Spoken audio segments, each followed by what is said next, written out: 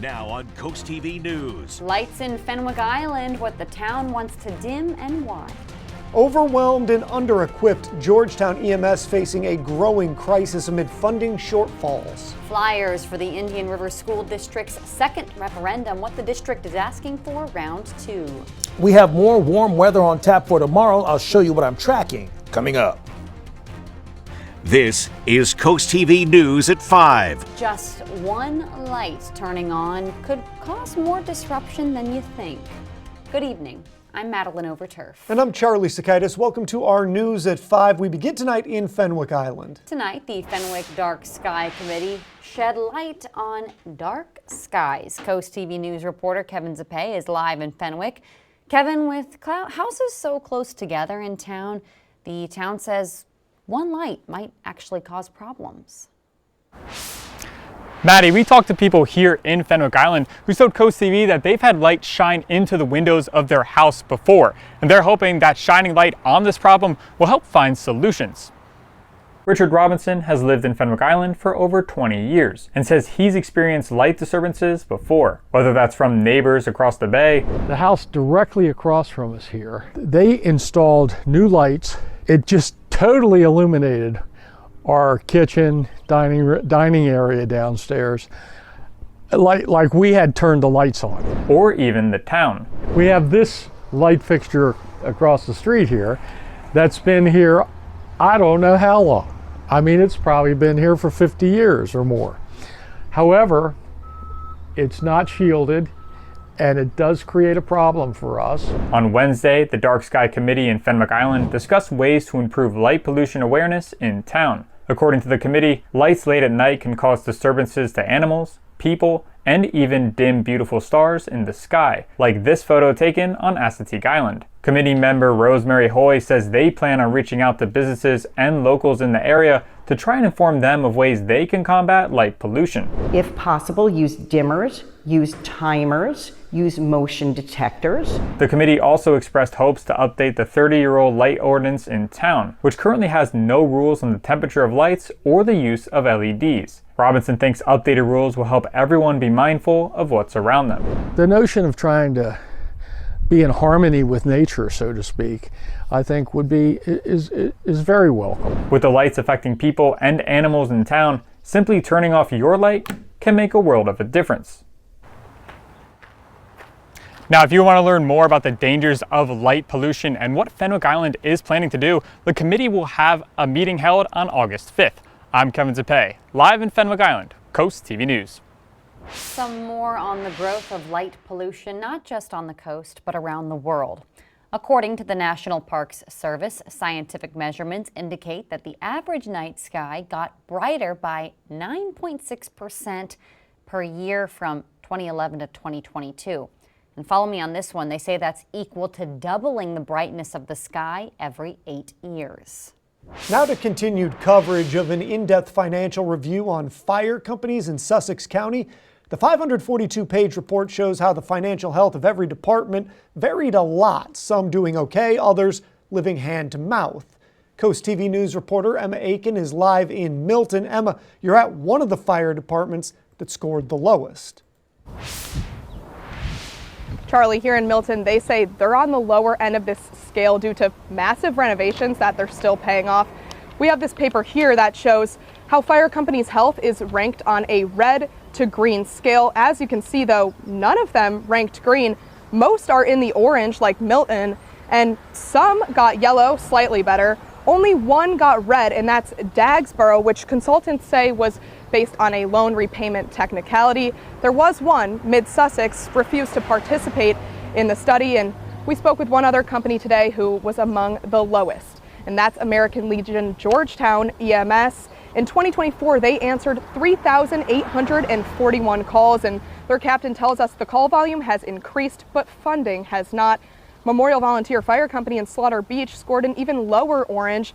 We spoke with the chief today, and he says he has no comment right now, as he needs more time to digest the report. Georgetown EMS Captain Deanna Loeb tells us there's a lot of factors at play here. We have a large population in Georgetown that are underinsured or do not have insurance, so it's hard to collect from that patient that's been transported when they don't have the means to pay the bill. So we end up not collecting for some of our transports. And here's something important to note. Most departments are ambulance and fire, so an opportunity there to share funds if needed. Only two, Georgetown EMS and the Long Neck area, are not that case, and American Legion told us today that makes it tougher for them other than combination departments like here in Milton. Reporting live in Milton, Emma Aiken, Coast TV News. And this brings us to our Coast TV poll. We want to know, how should struggling departments improve? Let's take a look at the results. So far, 59% say the state should help, 17% say merge with others, 11% say create new incentives, and 13% say downsize operations. If you haven't voted yet, you can still do that at CoastTV.com or use the Coast TV mobile app. Plus, you could also, of course, leave a comment. And we're taking a live look into Rehoboth Beach. What a day out there as we check in with our first alert chief meteorologist, Paul Williams. Paul, on days like this, you're the Pied Piper around these parts. That's it, and I'm going to be tooting on the horn, letting you know, hey, it looks like the tapestry of what we've been enjoying is going to change tunes a bit for us for tomorrow, especially how we breathe. Take a look at this. Our air quality has now been downgraded to moderate across the entire Delmarva Peninsula, which we kind of thought would possibly happen sometimes. The measurements kind of delay as far as the reporting is concerned, but we go into Thursday and we see another plume of smoke expected to come in out of the south, and it's going to be presented with us a little bit of a difficulty for tomorrow mid-morning, thanks to the heat combining with the dust that's in place. So we're at a 774 today, only a problem for those who are really sensitive to air pollution. Tomorrow, air quality is going to be acceptable, but individuals with respiratory conditions should consider to limit prolonged outdoor exertion. And we do have the air quality alert that's to our north and concerns about gusty winds over by Cambridge. Coming up, we'll talk about just how much warmer we're going to be by tomorrow, Maddie. All right, well, thank you. As of today, U.S. tariffs on steel and aluminum doubled to 50%. Ivan Rodriguez shows us how it's a move cheered by the American steel industry, but worrisome to sectors that heavily use metals, from cars to cans. The hike from 25% to 50% on aluminum and steel tariffs is President Donald Trump's latest move in his ongoing trade war. What this is going to do is jack up the price of steel, which then jacks up the price of inputs for American manufacturers. While it won't hit your wallet immediately, experts say high prices are inevitable on everything from appliances to canned goods to cars. The thing these steel tariffs do is they help Pittsburgh. Pittsburgh, of course, the Steelers, that's where they make steel. But I'm coming to you from just outside Detroit. And here we make cars and a lot of manufacturing, and almost every other part of the manufacturing sector uses steel. The Steel Manufacturers Association praised the move in a statement, writing, quote, "This action will strengthen a vital industry that has suffered from global overcapacity, largely driven by China." Listen, we're going to make our money, but others are going to lose, and we got to make sure that we balance that. Jojo Burgess, the mayor of Washington, Pennsylvania, and member of the United Steelworkers Union, says the news is a double-edged sword. The yo-yo effect of the tariffs have created a lot of instability. We don't have enough consistency because we might be sitting here next week talking about it's back to 25% because of they're working on a deal. Experts also warn there are more jobs at risk than are protected by the tariffs. Net effect of this is going to be to destroy manufacturing jobs. I'm Ivan Rodriguez reporting. Today, Defense Secretary Pete Hegseth skipped a meeting of international group coordinating military aid to Ukraine. It was the first time the Pentagon chief didn't attend alongside 50 other defense leaders since the U.S. created the group 3 years ago. A spokesperson said he's skipping the monthly meeting at NATO in Brussels because of logistical difficulties. And in related news, President Trump says Russian President Putin is determined to retaliate against Ukraine for a recent drone attack. The president revealed Putin said he will have to respond after Ukraine's weekend attack on Russian air forces. Trump said the overall conversation was good, but not one that will bring a quick end to the war. The Indian River School District's current expense referendum is Thursday.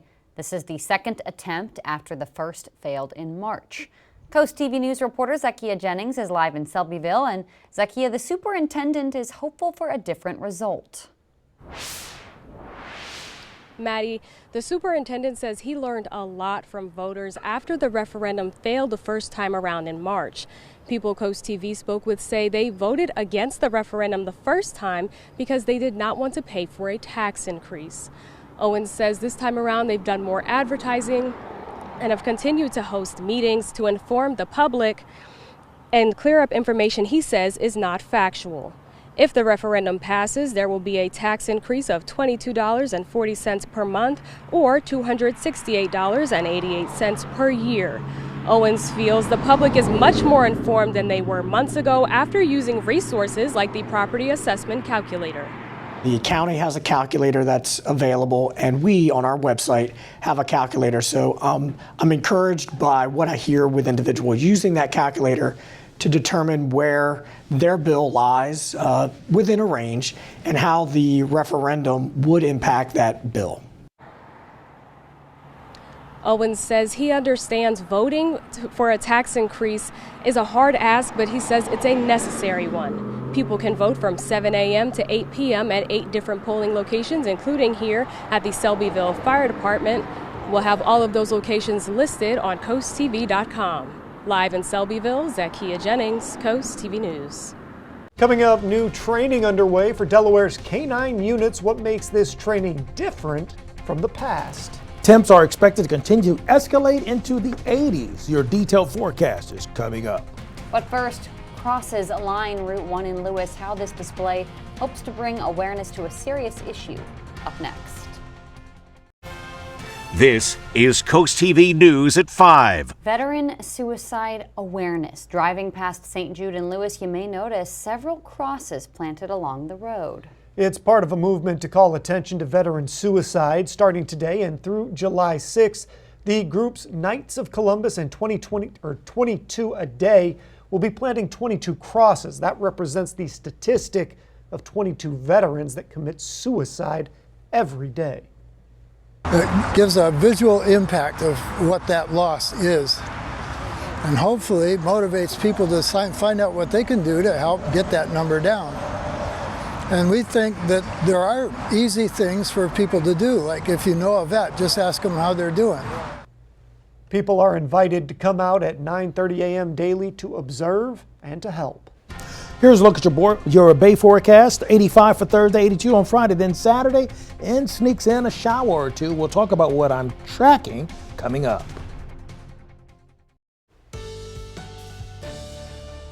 We are still contending with the somewhat hazy conditions, but as we begin to warm up, the temperatures in the 80s and a little bit of that dust still kind of hovering in the air, and that could actually encourage more ozone development. So we'll continue to keep a close eye on our air quality here for the next couple of days. But our Tyndall Casual Furniture, Cam and Laurel, right now holding at 82 degrees. Now we're going to drop to 75 by 8 o'clock, and when the sun goes down, we'll dip into the lower 70s, eventually falling to the 60s.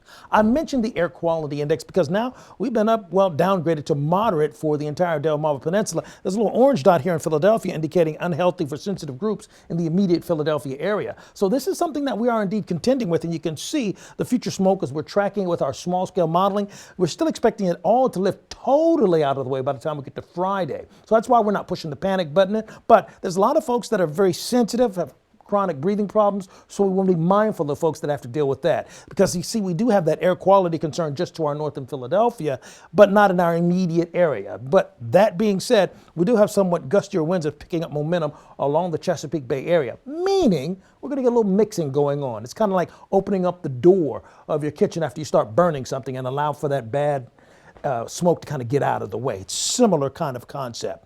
We warmed to 85 degrees today in Georgetown. That's not a record high, but it's 10 away from the record, but it's still warm. Now, you got to kind of take a look at this warming trend. You see, for the last few days, we've actually been under performing. So all these blues are indicating we're below the norm for this time of the year. We only had a couple of days where we're close to the norm or slightly above the norm. So now we're starting to trend in a warmer way. So it naturally feels warmer to everyone.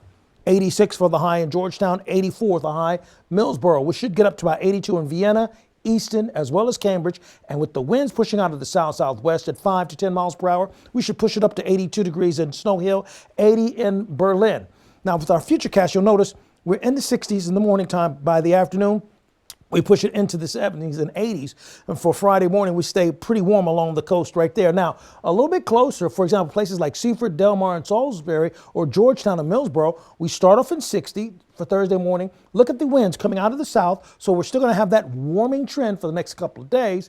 And then for Friday morning, we start off in the mid-60s, but we rise quickly into the 80s with the winds changing directions coming out of the east. One last thing before we close it down. We're looking at the 5-day UV index. We're going to stay at about a level of 8 or 9 for the next few days in a row, so you're going to be mindful of that. Now remember, this is about long-term thinking and preparing, okay?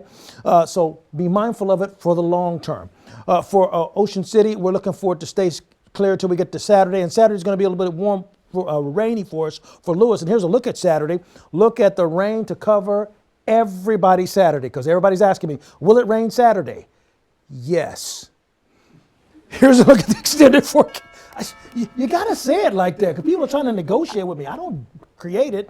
I'm just in, diagnostics here. Back to you guys. Thank you, Paul.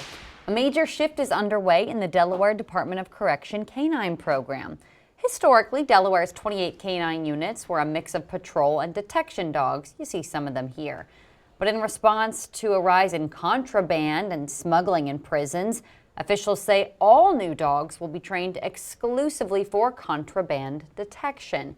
5 new recruits you see here are currently midway through a 12-week training program, part of a broader effort to improve safety inside our prisons. The purpose for moving to a single-purpose detection dog gives us the ability to be able to have these dogs be social, and we can search people as well as property, vehicles, and those kinds of things. Officials say the patrol dogs will gradually be replaced with detection dogs capable of safely navigating areas like entry points, housing units, and cells. Coming up tonight on Delmarva Sports Network at 7:30, there is ice hockey. It's Columbus at Delaware Thunder. Then watch the final score at 10:30.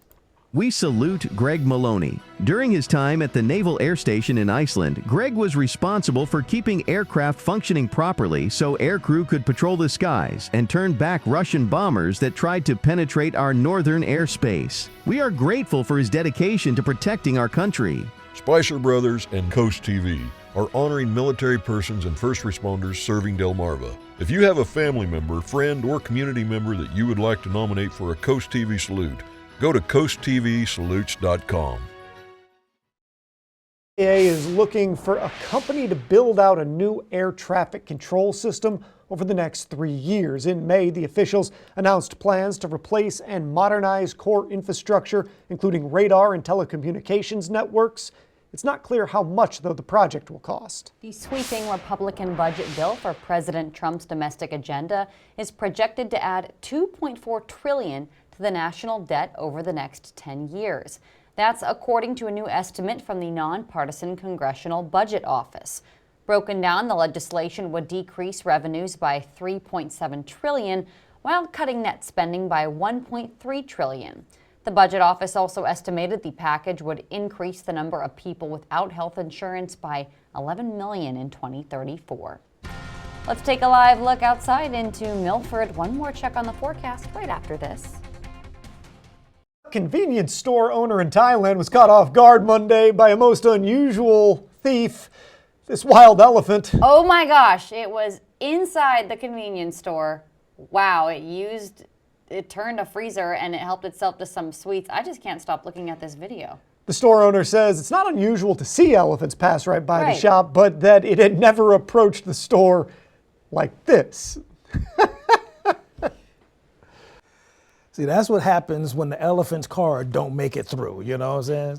Just take stuff. All right, take a look at Cambridge. We're looking at it staying very clear. Temperatures in the 70s for right now, and we're staying very clear, although we do have concerns for somewhat problems with the air quality to our north. Kay Madigan of Lewis, congratulations. You're our umbrella winner. Keep up with your forecast by calling our weather line. Your forecast is just a call away. Sponsored by the law offices of Brockstead, Mandalis, and Federico. And here's a look at your exclusive 10-day forecast. We are watching out for a chance of rain on Saturday and early Sunday for that matter. All right, Paul, thank you, and thanks for joining us here for Coast TV News at 5. For more news, more local weather, download our Coast TV News app. Inside Edition is up next. And we'll see you later tonight for Coast TV News at 6. Have a great evening.